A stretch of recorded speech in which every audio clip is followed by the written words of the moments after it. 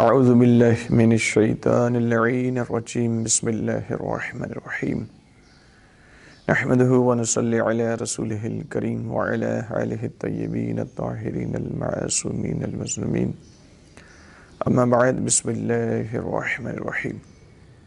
مومنین کرام، نماز جمعہ کے عنوان سے جس طرح کہ پہلے ایک گفتگو آپ کی خدمت میں پیش کی جا چکی ہے، ایک سوال ہے اسی عنوان سے کہ وسائل الشیعہ میں جہاں پہ نماز جمعہ کے لیے باقی حدیث موجود ہیں، اس کا انکار تو نہیں ہو سکتا، لیکن اسی وسائل الشیعہ کی جلد نمبر 3 میں ایک اور حدیث بھی موجود ہے کہ والاجتماع علیہ فریضۃ مع الامام، کہ نماز جمعہ اس میں اجتماع فرض ہے لیکن امام کی موجودگی میں ہے۔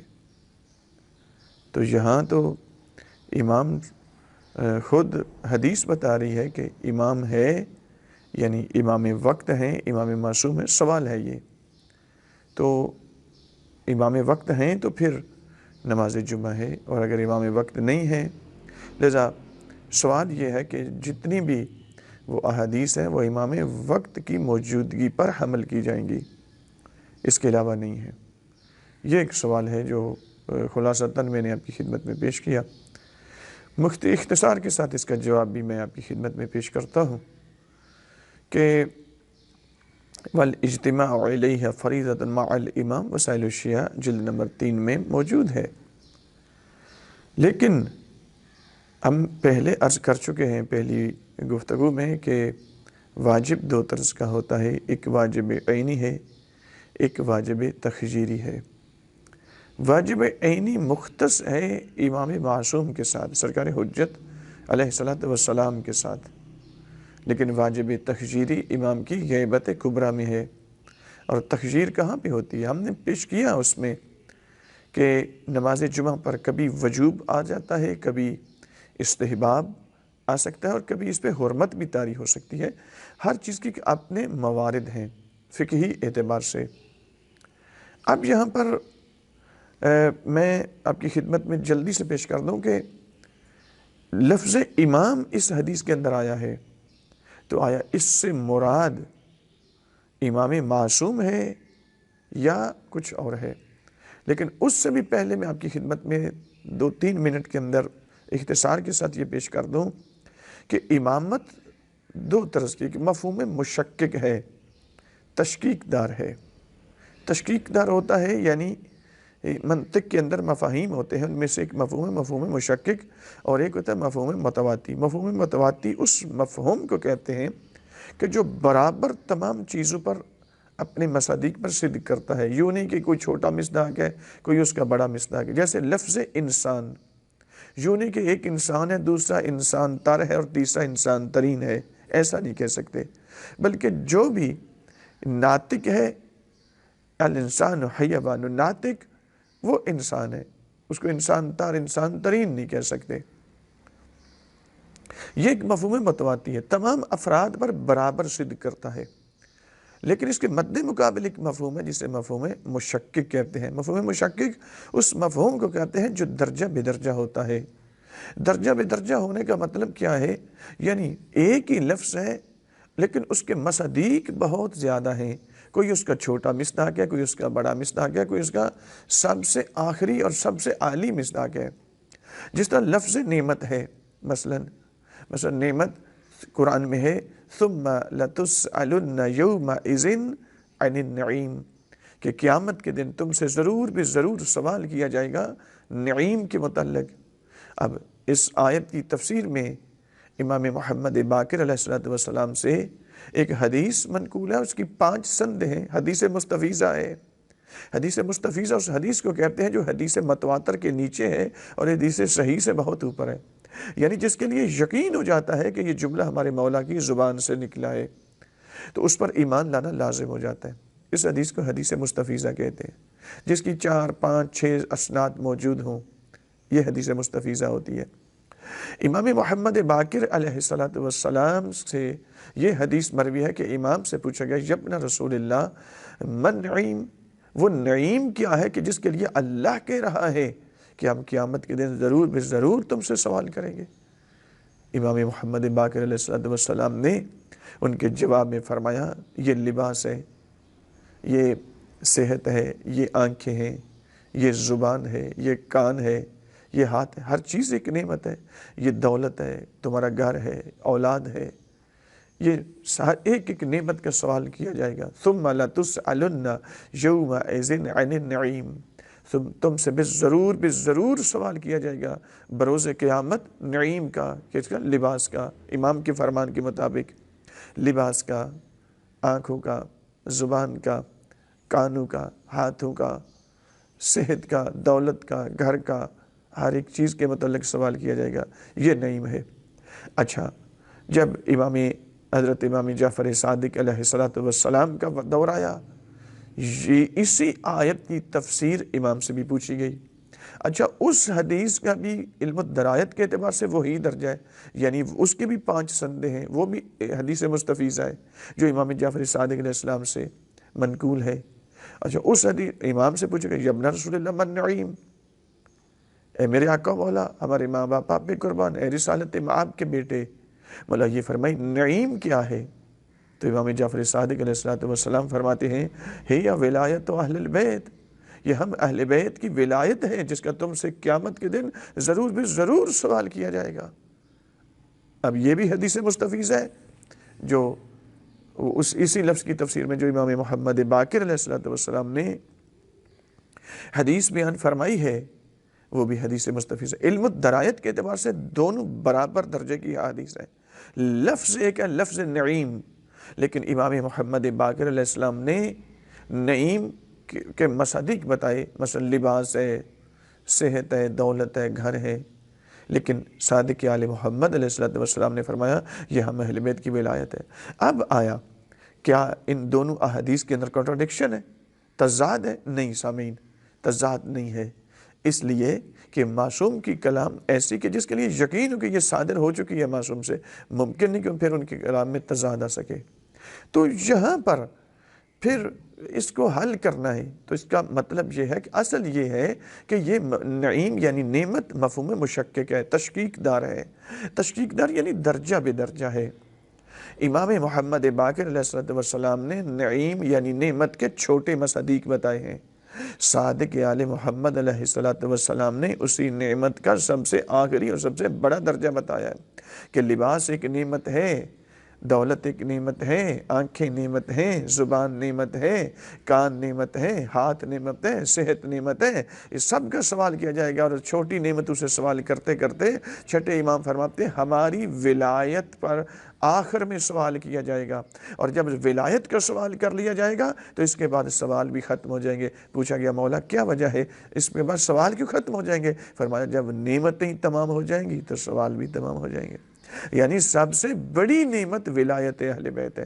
تو میں نے مثال آپ کو دے دی کہ جس طرح لفظ نعمت اور نعیم جس کا پوچھا جانا ہے یہ مفہوم مشکک ہے، اسی طرح امامت کا لفظ بھی تشکیک دار ہے۔ ایک امامت صغرا ہوتی ہے، ایک امامت کبریٰ ہوتی ہے۔ امامت صغرا اور ہے، امامت کبریٰ معصوم کے ساتھ مختص ہے۔ یوم ندعو کل اناس بامامہم، یہ امامت کبریٰ ہے۔ کل شیء احصیناہ فی امام مبین، یہ امامت کبریٰ ہے۔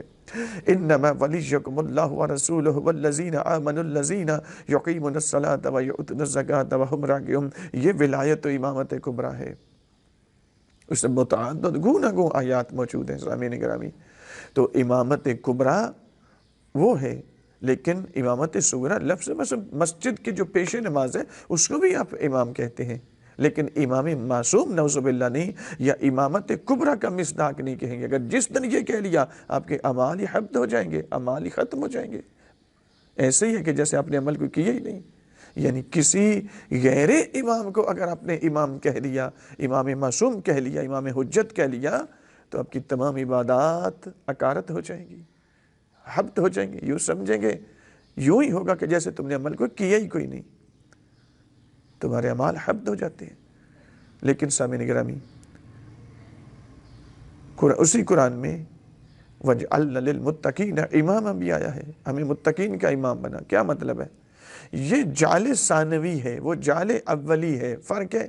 اگرچہ کہ اس میں امامت کے عنوان پہ ابھی چونکہ مومنین کی طرف سے کافی یہ بھی اصرار کیا جا رہا ہے کہ امامت کے عنوان پر گفتگو کریں۔ انشاءاللہ امامت کبریٰ پر ہماری بہت جلدی، اور اس سے پہلے ہم انشاءاللہ عقد ام کلثوم صلوات اللہ علیہ پر، یہ بہت بڑا ظلم ہے مولا امیر علیہ السلام کی ان بیٹی پر، ہم انشاءاللہ اس کا متعدد جواب دیں گے اور متعدد اس کی کافی ویڈیوز اس کی بنے گی۔ لیکن ابھی صرف آپ کی خدمت میں یہ پیش کرنا چاہتا ہوں کہ امامت کبریٰ وہ امام معصوم کے ساتھ مختص ہے۔ امامت صغریٰ یہ معنی لغوی ہوتا ہے، جس طرح مثلا جو بھی آگے چلتا ہے یا پیش نماز ہوتا ہے، یا مثلا امام جمعہ۔ اب آ جائیں اس حدیث کا کہ وَالْإِجْتِمَاعُ إِلَيْهَ فَرِيضَةٌ مَعَ الْإِمَامِ، جب امام موجود ہو تو پھر نماز جمعہ میں اجتماع کرنا فرض ہوتا ہے، جمع ہونا فرض ہوتا ہے، لازم ہوتا ہے۔ تو اب آیا یہاں پر امام معصوم مراد ہیں یا امام جمعہ مراد ہیں؟ تو مومنین کرام، یہ وسائل الشیعہ کی حدیث ہے، وسائل الشیعہ جلد نمبر 3 صفحہ نمبر 169 ہے، اور اس میں پوری سند کے ساتھ میں آپ کی خدمت میں یہ وسائل الشیعہ ہے جی۔ تو اس میں باب کیفیت الخطبتین وما یعتبر فیہما، یہ اس کا باب ہے، باب نمبر 25 ہے، حدیث کا نمبر ہے 9529، کہ اس حدیث میں جو آیا ہے کہ جب امام موجود ہو تو نماز جمعہ میں اجتماع فرض ہوتا ہے، تو اس امام سے مراد آیا امام معصوم ہے یا امامت صغریٰ کا مصداق ہے؟ تو یہاں ایک حدیث میں آپ کی خدمت میں پیش کر دیتا ہوں، روایت حدیث نمبر 9529، اور اس باب کی حدیث نمبر 2 ہے۔ سند پہلے پوری سن لیں کہ عنہ سے مراد محمد بن یعقوب ہے، چونکہ اوپر والی سند میں محمد بن یعقوب ہے۔ وعنہ عن محمد بن الحسین واحمد بن محمد جمیعا عن عثمان بن عیسیٰ عن سماعا فی حدیث قال قال ابو عبداللہ علیہ الصلاة والسلام یخطب یعنی امام الجمعہ وہو قائم یحمد اللہ ویثنی علیہ ثم یوصی بتقوی اللہ ثم یقرأ سورة من القرآن صغیرة ثم یجلس ثم یقوم فیحمد اللہ ویثنی علیہ ویصلی علی محمد وعلی ائمة المسلمین ویستغفر للمؤمنین والمؤمنات۔ یہاں پر فَإِذَا فَرَغَ مِنْ هَذَا أَقَامَ الْمُؤَذِّنُ فَصَلِّ بِالنَّاسِ رَكْعَتَيْنِ يُقْرَأُ فِي الْأُولَى بِسُورَةِ الْجُمْعَةِ وفی الثانیہ بسورۃ المنافقین۔ یہاں پر اگرچہ کہ یہی حدیث ایک اور سند کے ساتھ بھی موجود ہے، البتہ صرف میں آپ کی خدمت میں اس کا ترجمہ پہلے پیش کر دیتا ہوں کہ جناب عثمان بن عیسیٰ جناب سماعہ سے حدیث نقل کرتے ہیں، وہ کہتے ہیں امام ابو عبداللہ جعفر صادق علیہ السلام نے فرمایا کہ یخطب یعنی امام الجمعہ، کہ جب امام جمعہ خطبہ دے، وہ قائم، تو اس حال میں کہ وہ حالت قیام میں ہو، یعنی بیٹھ کر دینا یہ بدعت ہے، یہ کسی ایک حکمران نے شروع کیا تھا جو کہ بدعت ہے، جائز نہیں ہے۔ یحمد اللہ ویثنی علیہ، وہ اللہ کی حمد کرے خطبہ دیتے ہوئے، اس کی ثنا کرے، ثم یوصی بتقوی اللہ، تقوی الہی اختیار کرنے کی وصیت کرے، ثم یقرأ سورۃ من القرآن صغیرۃ، پھر قرآن میں سے کچھ چھوٹی سی سورت کی تلاوت کرے یعنی خطبے کے آخر میں، ثم یجلس، پھر بیٹھ جائے، ثم یقوم، پھر کھڑا ہو جائے، بحمد فیحمد اللہ ویثنی علیہ، پھر اللہ کی حمد و ثنا کرے، ویصلی علی محمد وعلی ائمة المسلمین۔ امام جعفر صادق علیہ السلام، یہ جملہ بڑا اہم ہے کہ امام فرماتے ہیں کہ پھر وہ ہمارے نانا جان نبی اکرم پر درود بھیجے اور ائمہ مسلمین یعنی ائمہ معصومین پر درود بھیجے۔ کون بھیجے؟ امام جمعہ۔ اب غور کریں ذرا، امام نے لفظ امام ہی استعمال کیا ہے اپنے لیے بھی اور امام جمعہ کے لیے بھی، لیکن اوپر والے حصے میں امام جمعہ خود صراحت کے ساتھ امام کی زبان سے نکلے ہوئے الفاظ موجود ہیں۔ اور یہاں پہ فرماتے ہیں کہ نیچے چل کے کہ وہ امام جمعہ جب دوسرا خطبہ دے تو دوسرے خطبے میں وہ نبی اکرم پر نبی اکرم پر درود بھیجے اور ائمۃ المسلمین ائمہ معصومین پر جو پوری کائنات کے امام ہیں ان پر درود بھیجے اور مومنین مومنات کے لیے مغفرت طلب کرے، اور جب اس سے فارغ ہو جائے اس کے بعد مؤذن اٹھے اور اقامت کہے فصلی بالناس رکعتین، تو کیا کرے 2 رکعت نماز ادا کرے، پہلی رکعت میں الحمد کے بعد سورہ فاتحہ کی تلاوت کرے، دوسری میں الحمد کے بعد سورہ منافقین کی تلاوت۔ اب یہاں پر سامعین کرام اس حدیث میں جو والفریضۃ والاجتماع علیہا فریضۃ مع الامام، امام نے خود اس کی وضاحت کر دی اپنی مقدس حدیث کے ذریعے سے، پاکیزہ کلام کے ذریعے سے، کہ امام سے مراد امام جمعہ ہے نہ کہ امام معصوم ہے۔ ظاہر ہے امام جمعہ اور ہے، جن آئمہ پر اس کو درود پڑھنے کا امام جمعہ کو حکم دیا جا رہا ہے وہ آئمہ معصومین ہیں، وہ اور ہیں، بس ان کو اس کے ساتھ قیاس کرنا یہ درست نہیں ہے۔ سامعین، یہی حدیث محمد بن الحسن بے اسنادہ عن الحسین بن سعید عن الحسن عن زرع عن سماع قال ابو عبداللہ علیہ السلام وذکر مثلہ سماع کہتے ہیں۔ دوسری سند کے ساتھ یہی حدیث بالکل موجود ہے امام جعفر صادق علیہ السلام سے۔ اسی طریقے سے پھر ایک اور حدیث ہے جناب واب اسنادہ عن علی عن ابیہ عن حماد عن حریث عن محمد بن مسلم قال سألتہ عن الجمعہ فقال اذان واقامۃ یخرج الامام بعد الاذان فیصعد المنبر فیخطب ولا یصلی الناس ما دام الامام علی المنبر ثم یقعد الامام علی المنبر قدر ما یقرأ قل هو اللہ احد ثم یقوم فیفتتح خطبتہ ثم ینزل فیصلی بالناس ثم یقرأ بهم فی الرکعۃ الاولی بالجمعہ وفی الثانیہ بالمنافقین۔ ایک تیسری سند کے ساتھ وہ حدیث ہے کہ امام فرماتے ہیں کہ امام محمد بن مسلم کہتے ہیں کہ میں نے امام صادق علیہ السلام سے نماز جمعہ کے متعلق پوچھا، تو امام فرمایا اذان دی جائے گی، پھر اقامت دی جائے، اور پھر اقامت، اذان و اقامت کیا مطلب؟ یعنی فرماتے ہیں کہ پھر امام جو ہے اذان جب دی جائے تو وہ امام جمعہ خطبہ دینے کے لیے ممبر پر آئے، اور اس خطبے کے دوران جبکہ امام جمعہ خطبہ دے رہا ہو تو اس کے دوران لوگوں کے لیے لازم ہے کہ وہ کوئی نماز نفلی ادا نہ کریں۔ فرماتے ہیں پھر پہلا خطبہ دے، پھر اس کے بعد امام جمعہ اسی پر نیچے بیٹھ جائے، سورہ توحیدیہ کوئی سورت پڑھنے کے بعد، پھر اس کے بعد کھڑا ہو جائے، پھر دوسرا خطبہ شروع کرے، پھر اس کے بعد نیچے اتر آئے اور پھر لوگوں کے ساتھ 2 رکعت نماز جمعہ ادا کرے۔ تو یہاں ایک کثرت کے ساتھ مومنین کرام یہ احادیث موجود ہیں کہ جن میں احادیث میں معصومین نے خود امام جمعہ کا لفظ جو ہے نا وہ استعمال کیا ہے، لہذا آپ کو اشتباہ نہیں ہونا چاہیے۔ امام جمعہ اور ہے، یہ امامت صغریٰ ہے، لیکن جو امام معصوم کی امامت ہے وہ امامت کبریٰ، اس کے پر اصلاً کسی کا موازنہ نہیں ہو سکتا۔ جس طرح میں نے مثال دی ثم لا تسألن یومئذ عن النعیم، جس طرح نعمت چھوٹی بھی ہوتی ہے بڑی بھی ہوتی ہے، ولایت اہل بیت سب سے بڑی نعمت ہے، اس جیسی اس سے بڑی نعمت کوئی نہیں ہے، اس لیے اس کا سب سے آخر پر سوال ہوگا۔